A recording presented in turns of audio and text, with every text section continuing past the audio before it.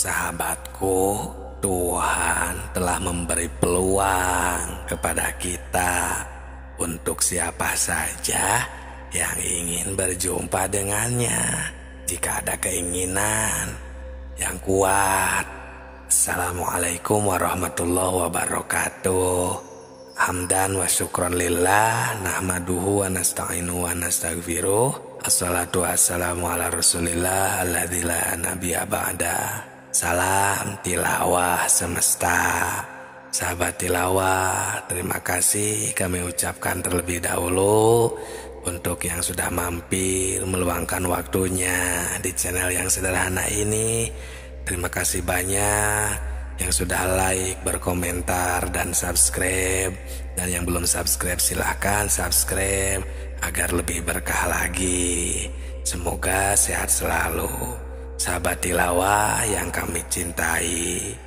Kalau keinginan kita sudah kuat, Tuhan ini telah memberi peluang kepada kita.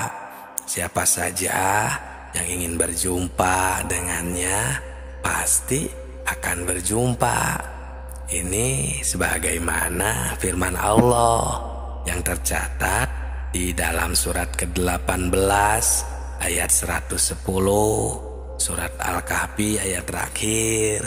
Itu di sana berbunyi, "Faman kana yarju liqa rabbih falyamal amalan sholihah wala yusrik bi ibadati rabbih ahada." Barang siapa yang mengharap perjumpaan dengan Tuhan, maka hendaklah ia mengerjakan amal yang soleh, dan janganlah ia mempersekutukan seorang pun dalam beribadah kepada Tuhannya.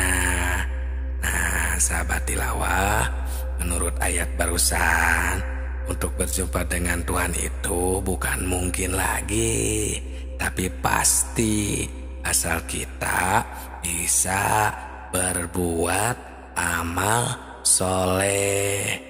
Untuk berbuat amal soleh juga ini jangan sembarangan, ya harus benar-benar teliti, melalui guru kah, melalui pembimbing kah, pokoknya jangan sembarangan.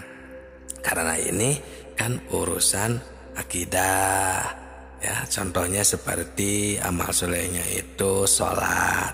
Nah, ini kan harus benar-benar sholat ini ya fokus, serius, tidak hanya menjalankan kewajiban saja.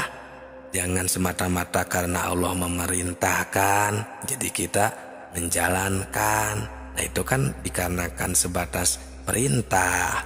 Nah, ini agar menjadi amal soleh, si sholat itu kita harus benar-benar menyempurnakan sholat ini. Seperti contohnya kan sholat itu, shodnya itu kan soful kolbi.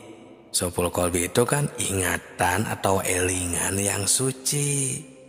Nah, berarti kalau elingan suci ini benar-benar dinyatakan, kita harus benar-benar hilang dari sifat samar dan meraba kepada Allah. Nah, ini buktinya boleh kita rasakan sendiri. Jika kita bisa seperti itu, ya berarti kita benar-benar sholat itu elingan sucinya ini tercapai. Karena kan aqimis sholata lidzikri, ya laksanakan sholat ini semata hanya untuk mengingatku. Nah, kita sudah bisa begitu apa belum?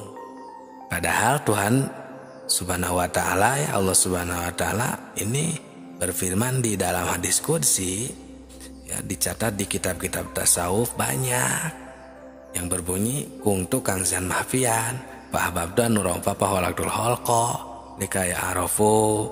Nah, jadi aku adalah pembendaharaan, atau kanzan ini gudang, ya gudang yang tersembunyi, pembendaharaan saja istilahnya biar mudah untuk dipahami, yang terpendam, tertutup, ya tersembunyi, dan aku ingin ditemukan dan dikenal, maka kuciptakan makhluk agar mereka mengenalku.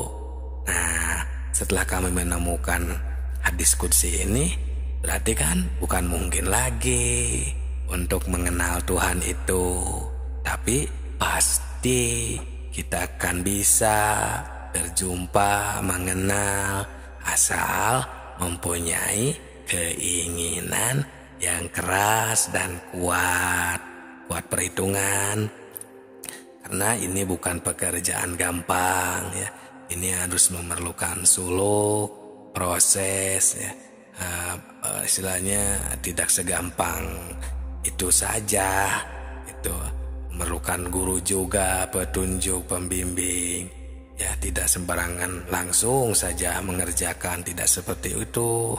Dan tidak semuanya juga yang bisa ahli di bidang ini. Maka fokuslah, carilah ya yang memerlukan guru, ingin mendapatkan petunjuk ya, pembimbing, cari di sekitaran kita. Biasanya suka ada di tempat kita masing-masing. Itu biasanya ada, cuman tersembunyi. Tidak semuanya yang bisa, yang pernah atau yang menjadi kiai, ustadz, ajengan, penceramah misalnya, tidak semuanya ahli di bidang tentang kemakrifatan, tentang ilmu makrifat ini. Tahu dari mana?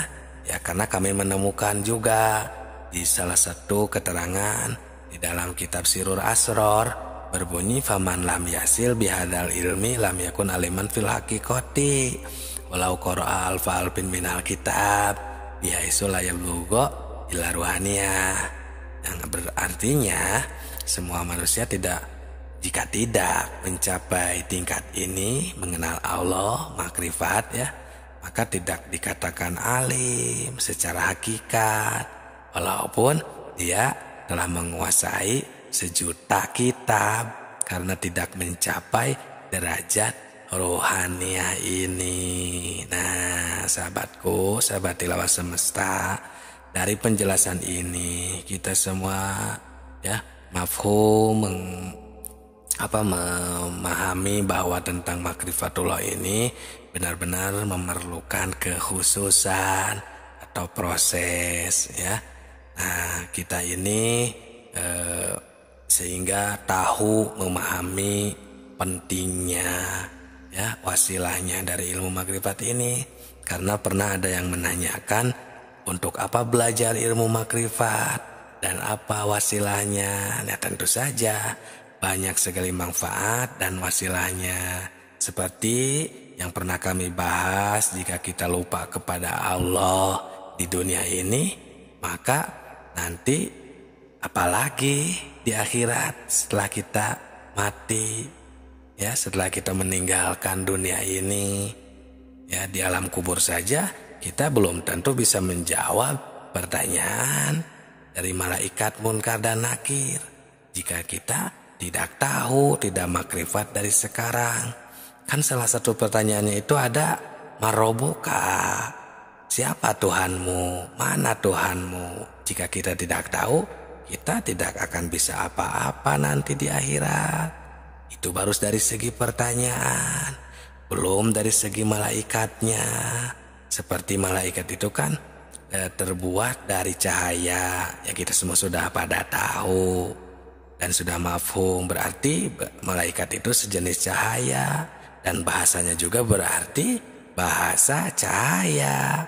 Karena jika bahasa Arab marobuka itu bukan bahasa cahaya, itu mah bahasa manusia. Nah, dan jika bahasa Arab, bagaimana untuk manusia yang meninggalnya itu bukan orang Arab?